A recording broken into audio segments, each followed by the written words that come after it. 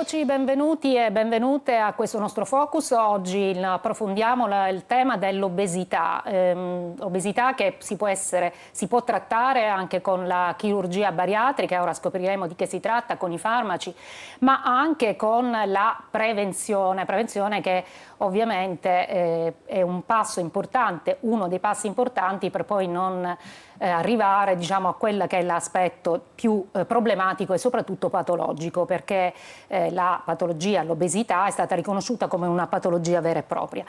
Questo pomeriggio ne parliamo con la dottoressa Carla Di Stefano, che è dirigente medico della chirurgia generale dell'Arnas Garibaldi di Catania. Buon pomeriggio. Avremo anche un nutrizionista, comunque un esperto che si occupa di diete, perché appunto dicevamo la prevenzione anche in quel caso è importantissima. Intanto partiamo comunque anche ad analizzare quello che è, come si può definire, un percorso. Possiamo considerarlo come un percorso all'interno del quale ci sono varie step, vari passaggi. Io le proporrei, dottoressa, intanto partiamo dall'ultimo, cioè da quando si deve poi ricorrere alla chirurgia bariatrica. E innanzitutto, di che cosa stiamo parlando? Benissimo. La chirurgia bariatrica è una chirurgia che si esegue sull'apparato digerente, modificandone la normale anatomia in modo tale da ottenere un calo di peso. I criteri per sottoporsi a questo tipo di chirurgia sono abbastanza ristretti, e questo è chiaro, per evitare che anche solo semplicemente un sovrappeso potesse convincere a sottoporsi a un tipo di chirurgia che è pur sempre una chirurgia maggiore. I criteri per accedere a questo tipo di chirurgia si basano sull'indice di massa corporea, è il rapporto tra il peso e l'altezza. Un indice di massa corporea superiore a 40 ci consente di classificare il paziente come affetto da un'obesità grave e ci consente di candidarlo direttamente a chirurgia bariatrica. Un'altra possibilità è avere un indice di massa corporea superiore a 30 ed essere affetto da una patologia obesità relata che non è possibile trattare farmacologicamente o che con il farmaco non consente di avere un buon compenso, un buon controllo sulla malattia. Questi sono i criteri di accesso alla chirurgia bariatrica. Ultimamente c'è un aumento dei pazienti che si sottopongono a questo tipo di chirurgia. Assolutamente. E soprattutto anche più giovani rispetto al passato. Assolutamente. Questo secondo lei perché? Riflette quello che è anche un aumento, un'incidenza della patologia. Recente studio PASSI sullo stato di salute della nostra popolazione rivela che circa 600.000 sono i siciliani affetti da sovrappeso, quindi circa il 47% della popolazione, quindi circa 1 su 2. E questo è un dato comunque che riflette l'aumento dell'incidenza della patologia a livello nazionale e a livello mondiale, dove circa 1 miliardo di persone ad essere interessate dal problema di eccesso di peso. L'obesità comincia sempre di più a svilupparsi ad una età più precoce, quindi già nelle prime decadi di vita cominciamo ad avere i bambini in sovrappeso o in una franca obesità.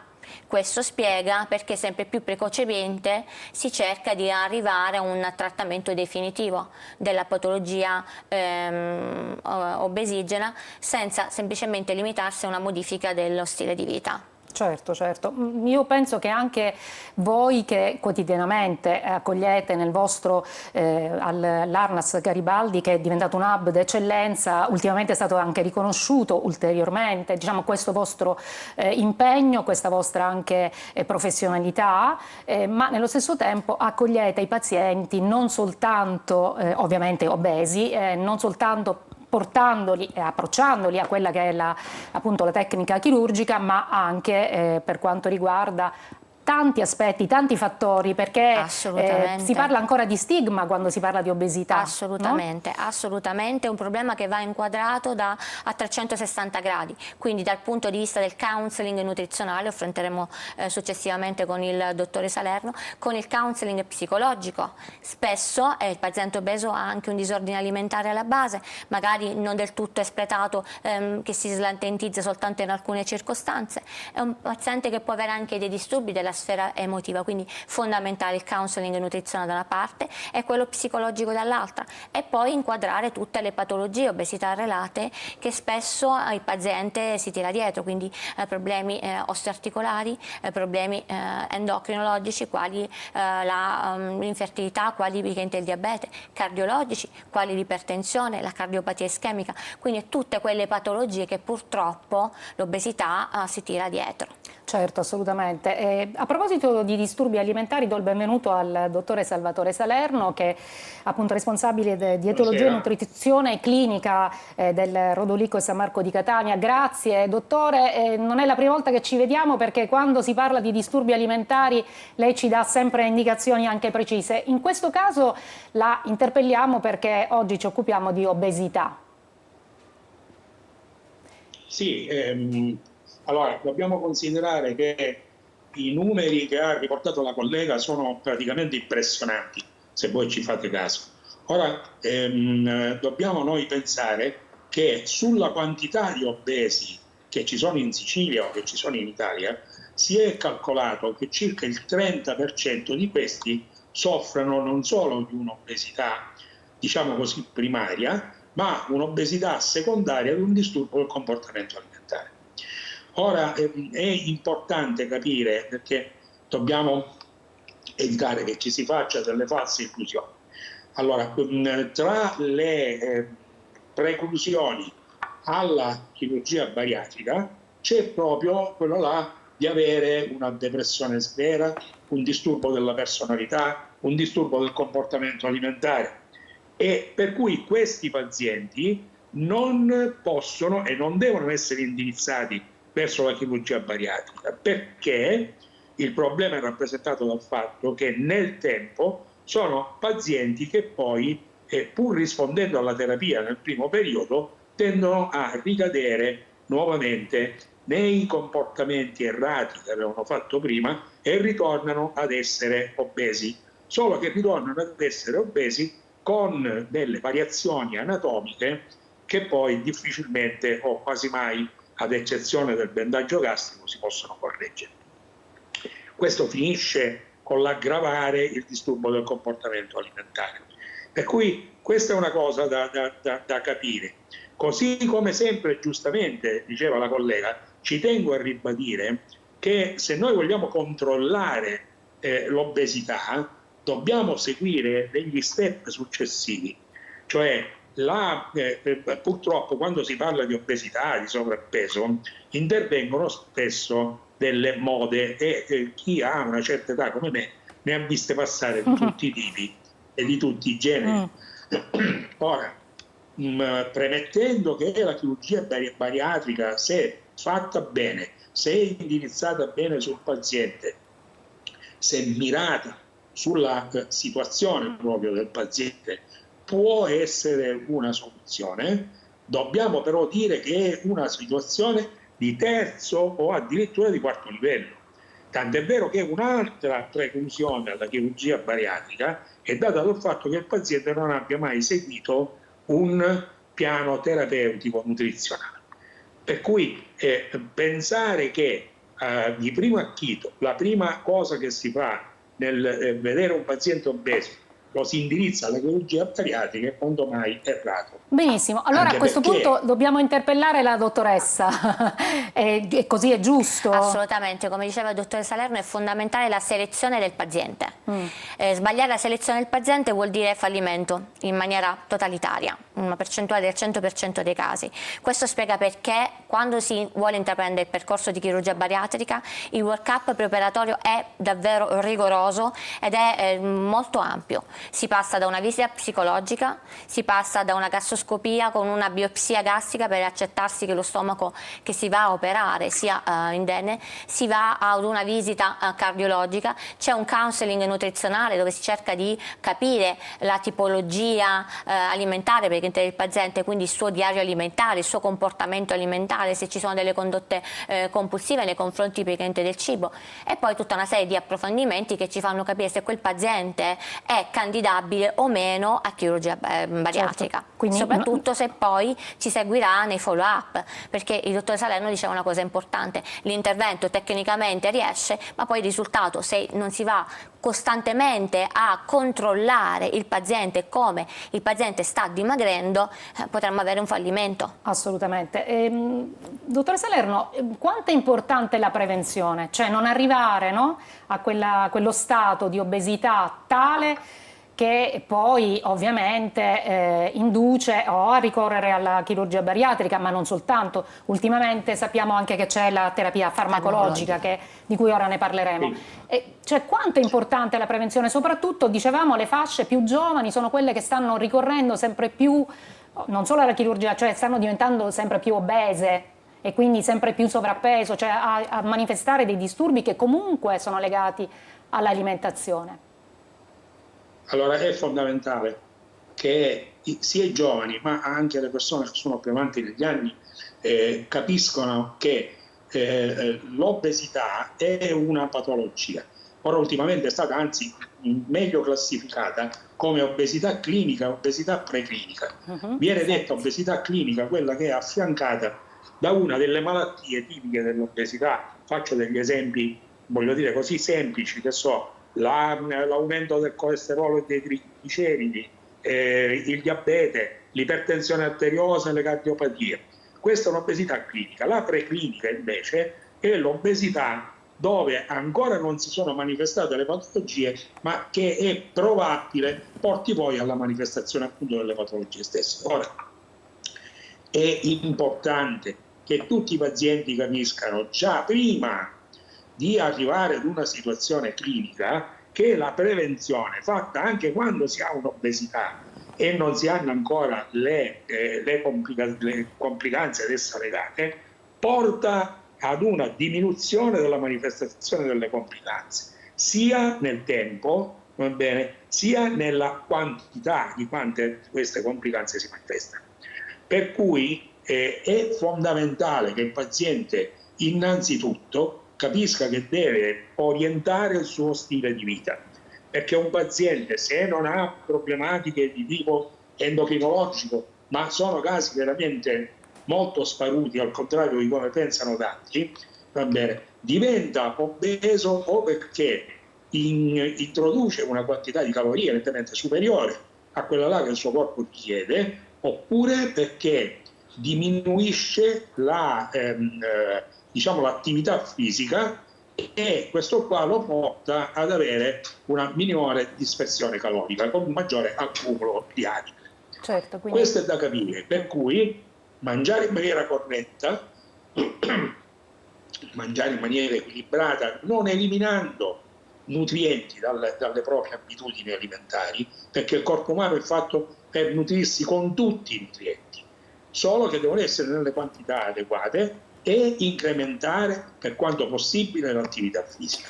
Dottoressa, io invece le chiedo a proposito del riconoscimento della patologia, l'obesità, quindi non è solo un discorso, sicuramente, però c'è anche un discorso organico, diciamo così, non è soltanto... Ecco, qual è lo stato delle conoscenze e che cosa si è scoperto in realtà, tanto da classificarla appunto come una malattia? Assolutamente, l'OMS ormai dagli anni 90 che ha riconosciuto l'obesità come una patologia.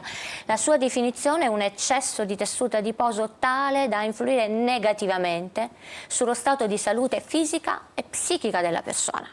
Quindi siamo di fronte a una patologia da carattere devastante, perché al di là di causare l'80% del diabete, il 55% delle ipertensioni, delle cardiopatie, è una condizione che influenza la sfera emotiva del paziente, lo fa sentire inadeguato, inadatto, insicuro, e tutto questo ha contribuito a generare un po' una sorta di stigma nella società. Sì, non è di rado vedere nei telefilm che il paziente, che il soggetto obeso viene deriso, è quello che non riesce mai ad ottenere una posizione lavorativa di grande interesse, insomma. Tutto questo sicuramente non ha contribuito a riconoscere agli inizi l'obesità come una patologia. Oggi sappiamo che è una patologia, sappiamo che è una patologia che va al di là della volontà del paziente, non è semplicemente legato a quanto cibo introduciamo, quanto ci muoviamo, coinvolge dei meccanismi superiori, dei circuiti neuronali e sistema nervoso centrale che determinano una iperattivazione di alcune vie nervose che portano a non sentire, a non avvertire il senso della sazietà e portano il soggetto ad iperalimentarsi anche quando non ce n'è di bisogno. Assolutamente. Senta, le chiedevo, accennavamo prima per i farmaci, perché c'è anche, si sta appunto pensando, si sta anche sperimentando e si sta anche proponendo, diciamo, come alternativa all'intervento esatto. chirurgico, anche quello farmacologico. Diciamo di che tipo di farmaci sono? Esatto, diciamo che la terapia farmacologica dell'obesità è sempre esistita, non abbiamo avuto in realtà farmaci molto efficaci, il vecchio Orlistat, il bupropione, non hanno ottenuto dei grandi risultati. Negli ultimi anni gli analoghi del GLP-1 e del GIP, quindi sono due ormoni intestinali, hanno riscosso un grande successo. Nati per curare il diabete, si è in realtà poi riscontrato che riuscivano ad ottenere un grande effetto sul controllo del peso corporeo. Si tratta di due ormoni che normalmente il nostro intestino produce in risposta ad un pasto e vanno ad agire su diversi organi target, sullo stomaco, rallentando la velocità di svuotamento e quindi dando un senso di ripienezza precoce, postprandiale, e poi, cosa più importante, riallacciandomi ai meccanismi di cui parlavo prima, sul circuito neuronale, cioè agiscono sul centro della sazietà e su quello dell'appetito, stimolandolo, tenendolo sempre attivo e quindi bloccando proprio sul nascere il senso della fame. E questo però ovviamente, questo farmaco dovrebbe essere usato sempre. Come per qualsiasi farmaco ecco, che controlla le patologie croniche, anche il farmaco per il trattamento dell'obesità andrebbe utilizzato in cronico. Però c'è anche un problema anche economico, perché è una cura che insomma ha un costo per adesso eccessivo. Non è chiaramente prevista quindi una rimborsabilità, per cui è un farmaco che funziona, questo ci dice la letteratura del momento, funziona efficace, ma è a carico del paziente. Assolutamente, quindi è anche molto selettiva la cosa, perché poi diventa appunto... Assolutamente, seppur efficace è comunque riservata ad una ristretta cerchia di pazienti che possono sostenere un costo così alto e duraturo. Certo. E per quale percentuale di riduzione di massa, diciamo, grassa si ottiene? Allora, i dati sull'ultimo, che è la tirzepatide, quindi che ha l'associazione di GLP-1 e GIP, questi due ormoni intestinali prodotti dall'intestino, dimostrano fino al 19-20%. Quindi siamo di fronte quasi a un intervento restrittivo bariatrico. Quindi sono degli ottimi risultati. È chiaro che in cronico, utilizzato per parecchio tempo, e chiaramente poi sempre sotto un monitoraggio attento da parte del medico che lo prescrive. Certo, assolutamente. Dottore Salerno, lei parlava di abitudini alimentari da modificare, no? Per poi mettersi in una strada, insomma, anche di guarigione, perché consideriamola così. Ma quanto è difficile, lei è un clinico, lei è un medico, insomma, quanto è difficile far cambiare le abitudini alimentari alle persone che si rivolgono a lei e che quindi già non stanno neanche bene per il loro stato di salute? Non è un'operazione semplice.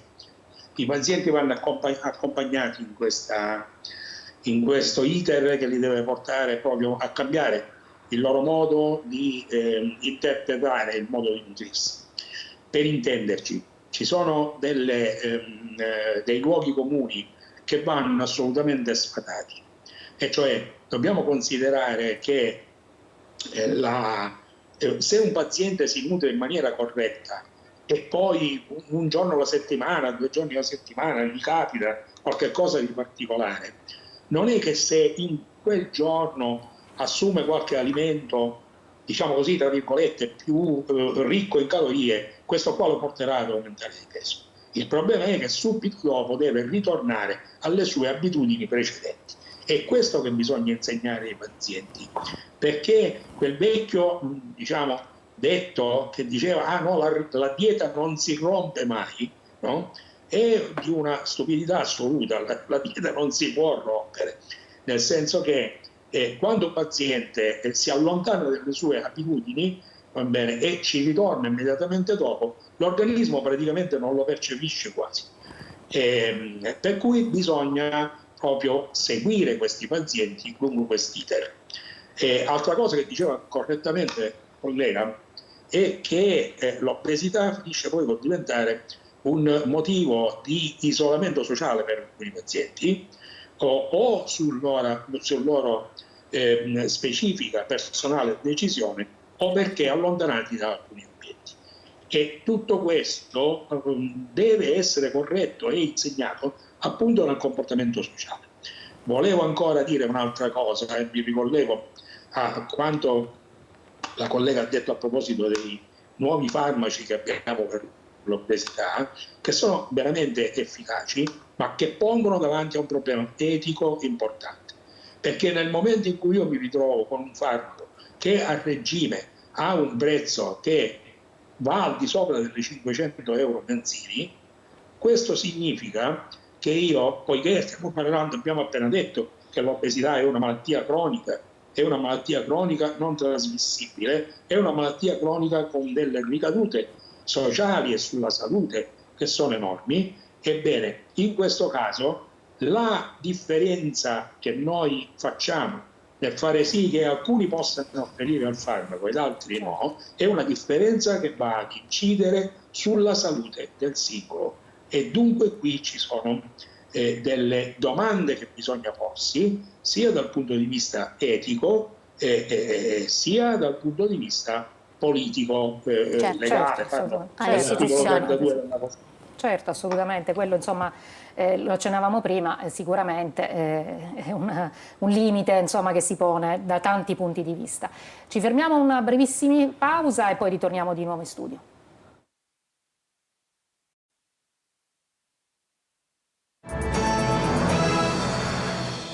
Eccoci in studio, ci stiamo occupando oggi di obesità. Un nostro telespettatore dice uso Ozempic 1 milligrammo per il diabete, una dose a settimana, con questa quantità posso dimagrire, dice oltre ad essere diabetico sono anche obeso. Giro questa domanda alla dottoressa. Dottoressa, allora il dosaggio dell'Ozempic per il diabete non è il dosaggio per la cura dell'obesità. La cura dell'obesità richiede un dosaggio decisamente superiore, questo perché gli agonisti recettoriali del glucagone hanno un meccanismo d'azione che è dose dipendente. A dosaggi più bassi hanno un'azione prevalente sul metabolismo glucidico, a dosaggi più elevati invece hanno un'azione su quello di cui parlavamo prima, quindi sul centro della sazietà e della fame, quindi hanno un'azione diretta sul calo ponderale. E questo rapporto invece dicevamo diabete e obesità? Diabete e obesità, e i dati ci parlano di un 80% dei soggetti con diabete di tipo 2 che derivano direttamente dalla patologia presente obesità. I dati della chirurgia bariatrica dimostrano che già dopo pochissimi mesi, dopo 2 o 3 mesi, spesso i nostri pazienti non necessitano più di ipoglicemizzante perché il calo ponderale consente di ripristinare i livelli normali di glicemia e di insulina. Senta, ma la chirurgia bariatrica è sempre un intervento chirurgico, l'abbiamo detto all'inizio, quindi insomma con tutto quello che comporta. E quindi chi si sottopone a questo intervento poi c'è un post, c'è una vita prima e una vita dopo, no? Assolutamente. Molti dei nostri pazienti vivono l'intervento chirurgico come un nuovo compleanno, come un giorno di rinascita, ma è una rinascita che comunque prevede una stretta supervisione da parte del medico nel centro di riferimento. Quindi abbiamo dei controlli davvero molto ravvicinati subito dopo l'intervento, a 3 a 6 mesi, per capire come l'organismo stia rispondendo ad un calo ponderale che subito dopo l'intervento è davvero molto importante, e poi man mano che il tempo passa i controlli, i follow up verranno più dilazionati nel tempo, ma è chiaro che il paziente sarà sempre seguito dal centro, non può pensare di liberarsi dal chirurgo che lo ha operato. Certo.